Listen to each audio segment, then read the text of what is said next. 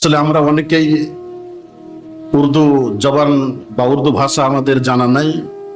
এই গজলটা অনেক ভাইরাল গজল, এটা আপনারা অনেকে জানেন। আল্লামা ডক্টর ইকবাল রহমতুল্লাহ আলাই, উনি খুবই আহলে বায়াতের প্রেমিক ছিলেন। উনি ফোরাত নদীর তীরে বসে বসে এই গজলটা লিখেছিলেন। এই গজলটার ভিতরে ইমাম হোসাইন রাদিয়াল্লাহু তাআলা আনহু ওনার রূহ মুবারকের যে একটা তাসির, রূহ মুবারকের ফয়জিয়াতের কারণে যে একটা ভাষা আসে, সেই ভাষার থেকে হযরতে আল্লামা ইকবাল এভাবে বলেছিলেন, মুঝে কুফা ওয়ালো মুসাফির না সমঝো। হে কুফা ওয়ালো, তোমরা আমাকে কি করো না, মুসাফির মনে করো না। না সমঝো মানে মনে করো না, মুসাফির মনে করো না। মে আয়া নেহি হো মানে আমি একা একাই আসিনি, বোলা ইয়া গায়া হো মানে আমাকে ডেকে নিয়ে আসা হয়েছে, আমাকে ডেকে নিয়ে আসা হয়েছে। কে মাহমা বানা কর মানে মেহমান বানায়া সাতায়া গায়া হো, তোমরা কি করছো, আমাকে দুঃখ দিচ্ছ। সাতায়া শব্দের অর্থ দুঃখ দেওয়া। তো এইভাবে উনি এই গজলটাকে লিখেছেন। এটার ভিতরে বলা হয়েছে, তারপর বলা হয়েছে যে আমি পিয়াসা নেহি। 72 পিয়াসের যে 72 জন ওনার সফর সঙ্গীদের ভিতরে কেউই পিয়াসা নাই। সবাইকে কি হয়েছে, মুকাদ্দার মে হাউজে কাউসার। মুকাদ্দার মানে হচ্ছে তকদির, অর্থাৎ আমাদের লিপি, ভাগ্যে লিপি আছে যে আমরা হাউজে কাউসার পান করব। আমাদেরকে পিয়াসা রাখা হয়নি, আমাদেরকে পান করিয়ে দেওয়া হয়েছে। সুবহানাল্লাহ। তো ইমাম হুসাইন রাদিয়াল্লাহু তাআলা আনহু, ইমাম হুসাইনের যদি ভালোবাসা, আহলে বায়াতের ভালোবাসা যদি আমাদের ভিতরে না থাকে, আমরা শূন্য একটা ঘরের মধ্যে শূন্য একটা জীবন আমাদের এই জীবন। প্রত্যেকটা আল্লাহর ওলি তাদের ভিতরে যাদেরকে আমরা বড় বড় আল্লাহর ওলি বলি, যেমন খাজা মাইনুদ্দিন চিশতি আজমেরি সঞ্জরি রহমতুল্লাহ আলাইহি, ওনার জিকির বলেন বা ওনার উঠতে বসতে চলতে ফিরতে সবসময় ছিল শাহ হাসতে হুসাইন, বাদশাহ হুসাইন, শাহ হুসাইন, ইয়া হুসাইন। আহলে বায়াতের প্রেমী হচ্ছে আসল। হযরতে আমাদের সিলসিলার পেশোয়া মুজাদ্দিদ আল ফিসানির কি ছিল, ইলাহি বিহক্কে বানি ফাতেমা কেবার কোলে ইমা কুনি খাতেমা আগার দাওয়াতান দারকুনি বারকবুল দস্ত দামানে আলে রাসূল। এই জিকিরগুলা মানে আলে রাসূল, রাসূল সাল্লাল্লাহু আলাইহি ওয়াসাল্লামের আহলে বায়াতের উপর যদি আমরা ফিদা না হতে পারি, তাহলে আমরা আমাদের জীবনটাই বৃথা। আমরা আজকে অনেকেই বলছি আহলে বায়াত কি, পাক পাঞ্জাতন কি, আহলে বায়াত লাগবে না। যারা বলবে তারা কি পথভ্রষ্ট। আমি আপনাদেরকে 4, 5টা 6টা যে এখন বর্তমান আমাদের বাংলাদেশ সহ এই যে বিষয়গুলো আছে, যারা দল মত করছি, আমরা ভাগ করছি যে কওমি, দেওবন্দি, আহলে হাদিস, লামাযহাবি, জামাত ইসলামী। আমি কয়েকটা বিষয় বলে দিচ্ছি, আপনি এই বিষয়গুলো খেয়াল রাখবেন। ওদের ভিতরে এগুলো আছে, এটার মাধ্যমে ওরা বাতিল। তবে প্রথমে জামাত ইসলামীর কথা বলি। জামাত ইসলামী কিসের জন্য বাতিল? জামাত ইসলামী মেয়ারে হক, ইসলামের জন্য যে সাহাবায়ে আজমাইন ওনারা যে হচ্ছে সত্যের মাপকাঠি, ওরা এটা বিশ্বাস করে না। ওরা মওদুদির যে খেলাফত ও মুলকিয়াত, ইসলামী শাসনতন্ত্রের যে কিতাবটার ভিতরে সেটা বলা হয়েছে। এবং হযরত উসমান জিন নুরাইন রাদিয়াল্লাহু তাআলা আনহু, যিনি আশারে মুবাশশিরের একজন সদস্য এবং রাসূল সাল্লাল্লাহু আলাইহি সাল্লামের জামাতা এবং 2 নূরের অধিকারী, উনি 2টা রাসূল সাল্লাল্লাহু আলাইহি সাল্লাম আমাদেরকে বিবাহ করেছিলেন। সেই নূরের অধিকারী ওনারা বলে খিয়ানতকারী। যখন খেলাফত কাল ছিল, উনি নাকি গনিমতের মাল খিয়ানত করে হযরত উসমান জিন নুরাইন ওনার বোন জামাইকে, তার দুলাভাইকে দিয়েছিলেন। এই খেয়ানতকারী বিশ্বাস করে। তারপরে জামাত ইসলামও বাতিল। তারপরে দ্বিতীয়ত যারাকে আহলে হাদিস বলি, আহলে হাদিস তারা কিন্তু হযরতে ওমর ইবনুল খাত্তাব রাদিয়াল্লাহু তাআলা আনহুকে বিশ্বাস করে না এবং হাদিসের তারা অনুসরণ করে না। তারা আসলে আহলে হাদিস দাবি করে, কিন্তু তারা হাদিস মানে না। কারণ রাসূল সাল্লাল্লাহু আলাইহি সাল্লামের প্রত্যেকটা সাহাবী হচ্ছে মিয়ারে হক এবং প্রত্যেকটা সাহাবীর যে কোনো একটা সাহাবীকে, বিশেষ করে খোলাফায়ে রাশিদারকে কিন্তু অনুসরণ ছাড়া আমরা বাঁচতে পারবো না। খোলাফায়ে রাশিদার ভিতরে হযরতে ওমর ইবনুল খাত্তাব রাদিয়াল্লাহু তাআলা আনহুকে ওনারা মানে না। এই যে আহলে হাদিস তারা মানে না এবং তাদের আরো ভুল আছে।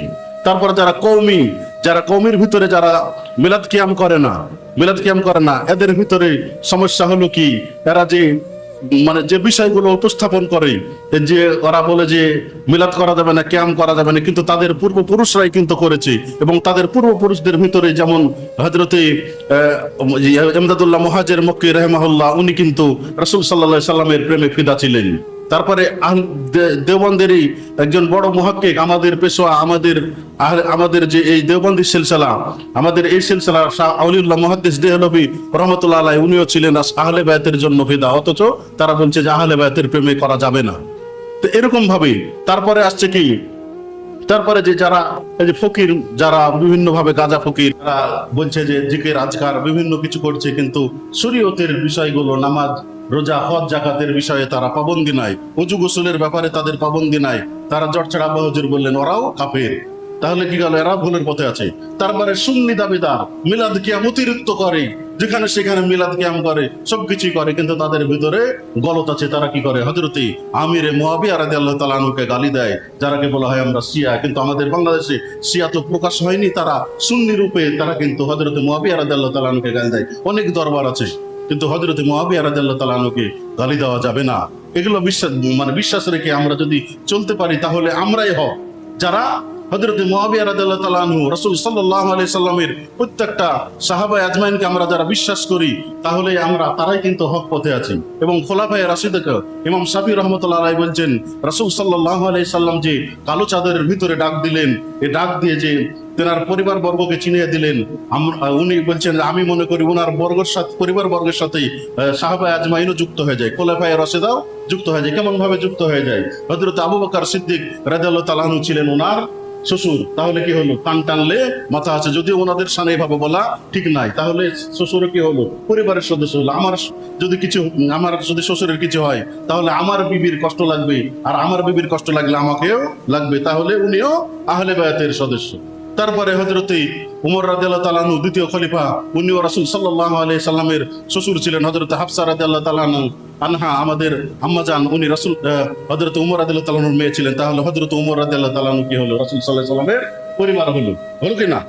যুক্তিতে দেখেন, এটা ইমাম শাফিঈ রাহমাতুল্লাহ আলাইহি বলতেছেন, উনি একটা বায়াত দিয়ে, উনি একটা শের দিয়ে বর্ণনা করছেন এভাবে। তারপরে হযরত উসমান জিন্নুরাইন রাদিয়াল্লাহু তাআলা উনি কি করলেন, রাসূল সাল্লাল্লাহু আলাইহি সাল্লামের জামাতা, দুটা নূরকে উনি বিবাহ করলেন এবং রাসূল সাল্লাল্লাহু আলাইহি সাল্লামের জামাই হয়ে গেলেন, পরিবারভুক্ত হলেন। আমাদের দুলাভাই, আমাদের যে মাস্টার সাহেব আছে হাসিবুল ভাই, আমাদের দুলাভাইয়ের যদি কোনো কষ্ট হয়, তাহলে আব্বা হুজুরের কষ্ট লাগবে না, আমাদের কষ্ট লাগবে না? তাহলে উনি আমাদের পরিবারের সদস্য না? এরকম ভাবে। আর হযরত আলী রাদিয়াল্লাহু তাআলা ওনার সম্পর্কে তো বলাই লাগে না, উনি রাসূল সাল্লাল্লাহু আলাইহি সাল্লামের রক্ত। তাহলে প্রত্যেকটা খলিফায়ে রাশিদিন হচ্ছে কি, রাসূল সাল্লাল্লাহু আলাইহি সাল্লামের আহলে বায়াতের অন্তর্ভুক্ত, সুবহানাল্লাহ। এবং উম্মাহাতুল মুমিনাত সম্পর্কিত রাসূল সাল্লাল্লাহু আলাইহি সাল্লামের স্ত্রী সম্পর্কে, আমাদের মাদের সম্পর্কিত আল্লাহ পাক রব্বুল আলামিন বলতেছেন, রাসূলের স্ত্রীগণ তোমাদের কি মা, ওনারাও তাহলে কি হলো, রাসূল সাল্লাল্লাহু আলাইহি সাল্লামের পরিবারভুক্ত হলো, সুবহানাল্লাহ। এভাবে রাসূল সাল্লাল্লাহু আলাইহি সাল্লামের পরিবার সম্পর্কে ইমাম শাফিঈ রাহমাতুল্লাহ আলাইহি বললেন যে যারা রাসূল সাল্লাল্লাহু আলাইহি সাল্লামের পাঁচজন অর্থাৎ পাঁচজন ব্যক্তির সাথে সাথে সাহাবায়ে আজমাইনের চার খলিফা এবং উম্মাহাতুল মুমিনাগণকে সঠিকভাবে পেশোয়া হিসাবে, আকাবির হিসাবে তার অনুসরণ করবে, তারাই কি হবে, নাজাত হয়ে যাবে। এটাকেই বলা হয় আল আহলে বায়াত কাসাফিনাতু নূহিন। আহলে বায়াত হচ্ছে নূহ আলাইহিস সালামের নৌকার মতো, সুবহানাল্লাহ। তা আমাদের ভিতরে মনে প্রাণে বিশ্বাস রাখতে হবে, একমাত্র আমরা যারা এই আকীদাগুলো বিশ্বাস করব, তারাই আমরা হক পথে আছি। আমাদের ভিতরে যদি এই আকীদা থাকে, তাহলে আমরা হযরতে মুয়াবিয়া রাদিয়াল্লাহু তাআলা আনহুকে, জলিলুল কদর একজন সাহাবী, ওনাকে আমরা গালি দেব না। ওনাকে যদি গালি দেওয়া হয়, তাহলে আমরা শিয়াদের মতো হয়ে যাব। এবং প্রত্যেকটা সাহাবায়ে আজমাইনকে আমরা সম্মান করব। আল্লাহ পাক রব্বুল আলামিন আমাদের তৌফিক দান করুন। আমাদের দরবার শরীফের অনেক আলেম ওলামা আছেন, ওনারা ওয়াজ নসিহত করবেন।